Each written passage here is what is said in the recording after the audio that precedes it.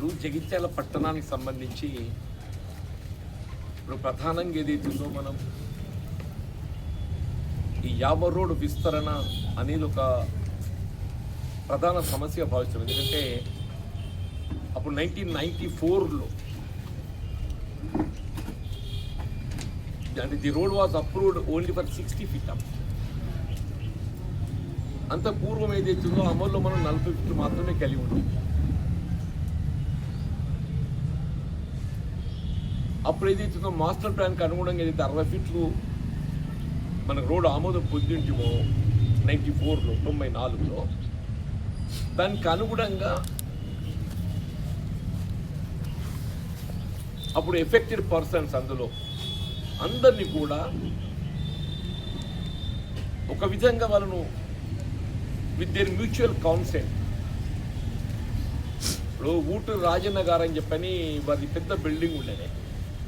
మన ఇప్పుడు అంబేద్కర్ చౌరస్తాలో రైట్ సైడే ఊటూరు రాజన్న గారు అని చెప్పని ఈ మంచాల కృష్ణ గారికి మామ, మంచాల కృష్ణ గారికి స్వయంగా మామ ఊటూరు రాజన్న గారు. వారి బాబు పెద్ద ఆయన ఏదైతున్నదో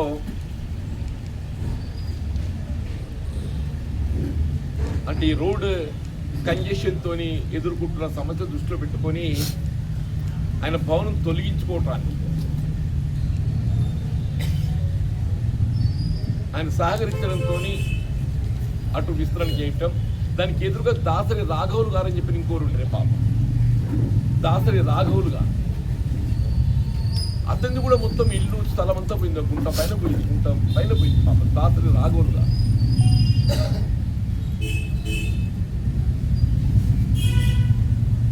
అట్లే ఈ రాజ్ కిషన్ రావు అడ్వకేట్ గారు వారి సోదరులది,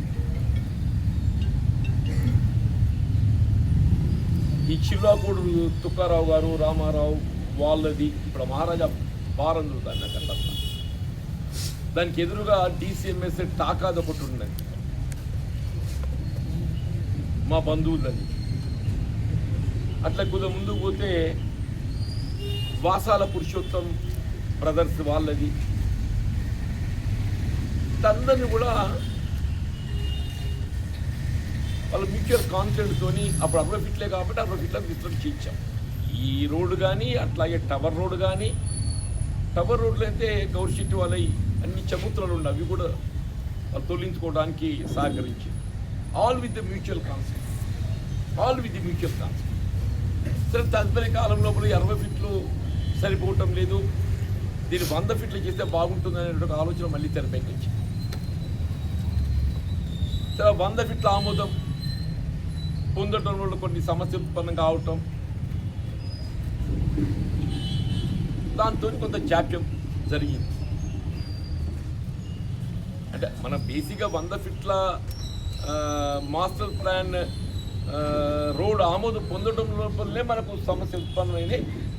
అది ఆమోదం పొందడం లోపల జాప్యం బేసికల్లీ అప్పుడు ఇట్ వాజ్ ఇన్ 2014-19 మధ్యకాలంలో టీఆర్ఎస్ ప్రభుత్వం నేను శాసనసభ్యుడిగా ఉండడంతో అప్పుడు KT రామారావు గారు మున్సిపల్ శాఖ మంత్రులుగా అప్పుడు మున్సిపల్కి రిజల్యూషన్ పాస్ చేసి డైరెక్టర్ ఆఫ్ టౌన్ ప్లానింగ్ ప్రతిపాదనతో ముందుకు తీసుకెళ్ళినా కానీ సమ్హౌ ఇట్ వాస్ నాట్. సరే తదుపరి 5 సంవత్సరాలు గడిచింది. ఈ మధ్య కాలంలో మళ్ళీ ఇప్పుడు ఆమోదం పొందినట్టు జరిగింది. ఇప్పుడు ఈ రోడ్డు విస్తరణలో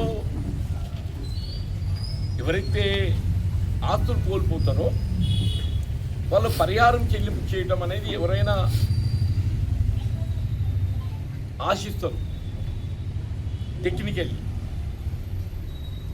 ఇప్పుడు ఇందులో బాటిల్ నెక్ ఏదైతే ఉన్నదో మనం గమనించాల్సి, ఇప్పుడు నేను ఈ సమావేశము బాటిల్ నెక్ ఏదైతే ఉందో ఇప్పుడు మనకు న్యూ బస్ స్టాండ్ ఏరియా లోపల ఇప్పుడు ఆ పెట్రోల్ పంప్ ఉన్నది కదా, అది ఏదైతుందో survey number 138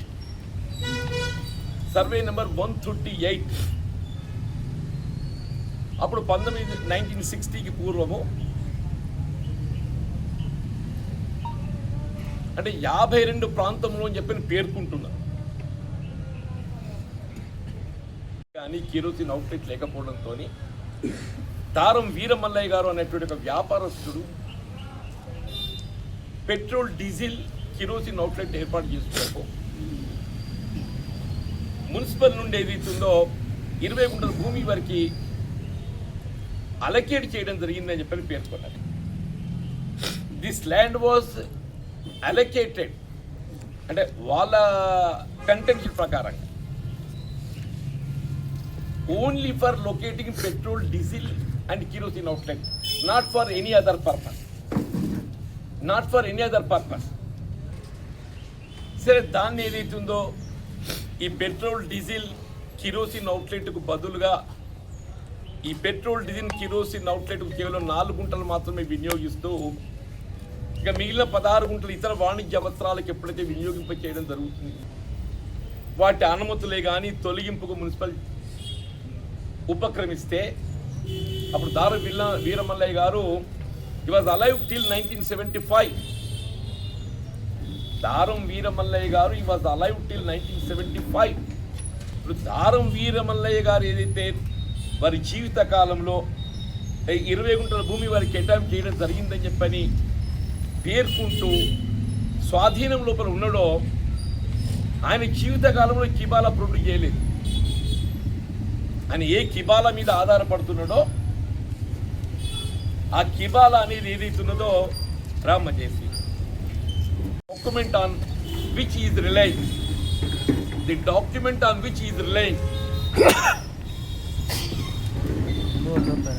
that he could not పేర్కొని స్వాధీనం చేసుకోవడం జరిగిందో ఆయన 1975 వరకు ఆయన జీవిత కాలంలో ఆ కిబాలాను తెర మీదకి రాలేదు, ఆయన ప్రొడ్యూస్ చేయలేకపోయాడు. కేవలం ఈ దారం వీరమల్లయ్య గారు వారు స్వర్గస్థులైన తర్వాత వారి మరణానంతరం మాత్రమే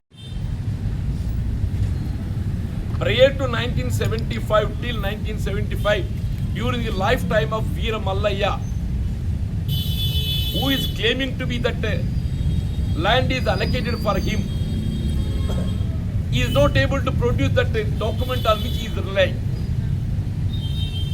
ఆయన తదనంతరం మాత్రమే ఏదైతుందో ఆయన వారసులుగా పేర్కొనే వారు ఒక కిబాలాను తెర మీద పట్టుకొచ్చు. సర్ప్రైజింగ్లీ కిబాలా ఏదైతున్నదో వాళ్ళు 1952లో వారి ల్యాండ్ అప్పగించినట్టు పేర్కొన్నారు. కిబాలా ఎగ్జిబిషన్ 1958 ఉన్నది. This is in Urdu. Translate చేస్తే ఏ 52లో వారికి అలెగేట్ చేయబడ్డదని పేర్కొనడం జరిగిందో ఆ కిబాలా డాక్యుమెంట్ ప్రకారంగా ఇది 1958 పేర్కొంటుంది. దీంతోనే కిబాలా అనేది ఒక డౌట్ఫుల్ డాక్యుమెంట్గా మారిపోయింది.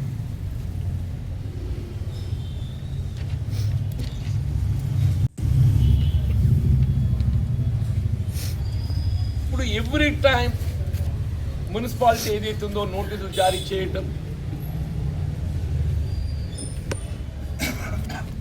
ఈ ఆక్రమణదారుడు ఏదైతున్నదో కోర్టును ఆశ్రయించటం, కోర్టులో కూడా ఇక్కడ ఇంపార్టెంట్ థింగ్ ఈజ్, దయచేసి మీరంతా పత్రికే సోదరులు కాబట్టి కోర్టులో 2 types ఆఫ్ లిటిగేషన్ ఉంటాయి. ఒకటి ఇంజంక్షన్ సూట్,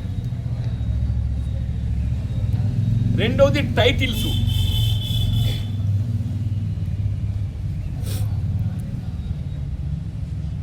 వాళ్ళు తెలివిగా ఎప్పుడు కోర్టు పోయినా ఇంజెక్షన్కే పోయిన తప్ప టైటిల్ కోసం పోలే. ఈ ఆక్రమణదారులు ఏదైతే ఎప్పుడు కోర్టును ఆశ్రయించినా ఇంజెక్షన్ అంటే ఇవాళ నేను ఈ బిల్డింగ్ అధీనంలో ఉన్నా, only possession taking in to the consideration of the possession. వాళ్ళు ఇంజెక్షన్ ఆర్డర్ పొందడము, తీర్పు అనుకూలంగా రావటము. బట్ టైటిల్ అనేది ఏదైతుందో, యాజమాన్య హక్కులు ఏదైతుందో ఎక్కడ కూడా వారికి ధృవీకరించబడలేదు. ఇప్పుడు issue is with ownership right,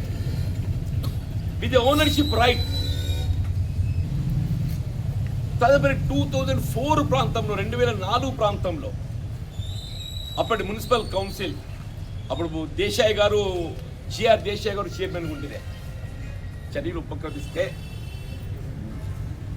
ప్రధానంగా మంచాల కృష్ణ గారు వారితో పాటుగా ఈ ట్రాన్సాక్షన్స్ ఇల్లీగల్గా, basically they have no ownership right లేనప్పుడు ఏదైతుందో దాన్ని అమ్మే కొనే అధికారాలు మీకు ఉండే. అమ్మడం కొనడం అని ఎప్పుడు జరుగుద్ది? ఓనర్షిప్ రైట్ ఉన్నప్పుడు. మీకు ఓనర్షిప్ రైట్ వెళ్ళినప్పుడు అమ్మడం కొనడం జరగదు. కానీ దాన్ని డీప్గా అందులో పోకుండా ఈ విక్రయాలు జరగటం. ఎప్పుడు ఈ రెజల్యూషన్ తెర మీదకి వచ్చిందో అవన్నీ సమీక్షించి రద్దు చేసడానికి మున్సిపాలిటీ ఉపక్రమించింది. అనదర్ ఇంపార్టెంట్ థింగ్, ఇది కిడ్నాప్ చేయబడ్డది కూడా దారం వీరమల్లయ్య గారి కిడ్నాప్ చేయబడ్డది. ఆయన ఒక వ్యాపారస్తుడిగా పరిగణించి ఈ పెట్రోల్ డీజిల్ కిర్స్ అవుట్లెట్కు ఏర్పాటుకు దారం వీరమల్లయ్య కిడ్నాప్ చేసి అప్పటి మున్సిపాలిటీ ఆమోదం తెలిపి స్వాధీనం చేసుకోవాలని చెప్పని పేర్కొన్నదో, అప్పుడు అక్కడ ఒక కార్నర్లో జనరేటర్ ఏదో 3 గుంటలు ఏదో ఉండి ఉంటుంది సంథింగ్, అది తొలగించాలని నోటీస్ ఇస్తే దాని మీద కానీ ఇతరత్ర కానీ ఈ మంచాల కృష్ణ గారు వారితో పాటుగా ఇదొక రిట్ పిటిషన్, మంచాల కృష్ణ గారు ఒక రిట్ పిటిషన్ ముందు దట్ ఈస్ కాల్డ్ 18940 ఆఫ్ 2004. ఏది ఈ రోడ్ వైడనింగ్ కొరకు ఏది ఉందో ఇది తొలగించాల్సిన అవసరం ఉన్నది. అసలు బేసిక్గా ఈ నేషనల్ హైవే ఏదైతే ఉందో రోడ్డు విస్తరణకు ఇది ప్రధాన ఆటంకంగా మారింది, దీన్ని తొలగించాలని చెప్పిన ఏదైతే నోటీస్ ఇస్తే దాని మీద ఆయన హైకోర్టులో ఆశ్రయించారు. ఈ 18940 ఆఫ్ 2004. ఒకటి ఈ రోడ్డు విస్తరణకు సంబంధించింది, మిగతా 3 ఏదైతే ఉందో టైటిల్ సంబంధించి, మిగతా 3 140 రిజల్యూషన్ రద్దు, వాళ్ళ యాజమాన్యపు హక్కులకు సంబంధించి. ఇప్పుడు రోడ్డు విస్తరణలో భాగంగా మీరు ఎవరి స్థలాన్ని సేకరించాలన్నా కానీ you have to follow certain legal procedure.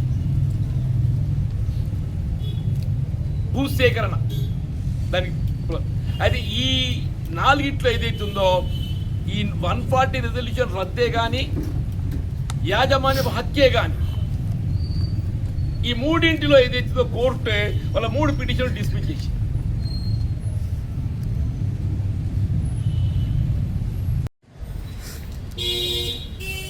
యాజమాన్య హక్కుల గురించి మీరు హైకోర్టు సూచన ఏదైతుందో మీరు పరిగణలోకి తీసుకోలేదు.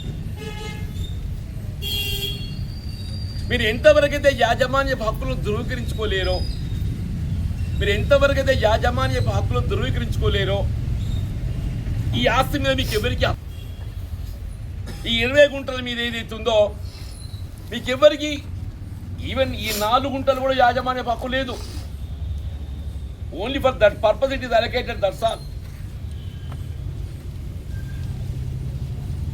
ఇప్పుడు ఏమైపోయింది ప్రజల్లో ఇవన్నీ కూడా ఏదైతుందో అంశాలన్నీ అంటే తెలియకపోవడంతో అదేదో వాళ్ళదే జాగా కావచ్చు, అది తొలగించాలంటే ఎట్లా మరి? ఎస్, డెఫినెట్లీ తొలగించాలంటే రైట్ఫుల్ ఓనర్ డబ్బు చెల్లించాల్సి కాదనేది లేదు. నేను అట్లా కూడా చేయమని చెప్పంటున్నాను. నేను ఎక్కడికైతే రైట్ఫుల్ ఓనర్ ల్యాండ్స్ మనం సేకరించే పరిస్థితి వస్తుందో they have to be given compensation. కానీ ఇక్కడ ఈ 20 గుంటలు they are not rightful owners, only illegal occupants. Municipal commission అందరు కూడా నేను లేఖ రాను. ఇవాళ ఈ జగిత్యాల పట్టణానికి ఉన్నటువంటి ఒక రోడ్డు విస్తరణలో ప్రధాన ఆటంకం bottle neck. More over it is illegal occupation. ఇప్పుడు గతంలో ఏదో 20 గుంటలు కెడ్డామి చేయబడితే 20కి 23.5 కబ్జా పెట్టింది. పెడితే ఆ 3 గుంటలన్నర సరెండర్ చేసింది. మీకు ఇంకా దీని ఇంకేదైనా తెలియదు ఉంటే కూడా లెట్ us కరెక్ట్ ఇట్.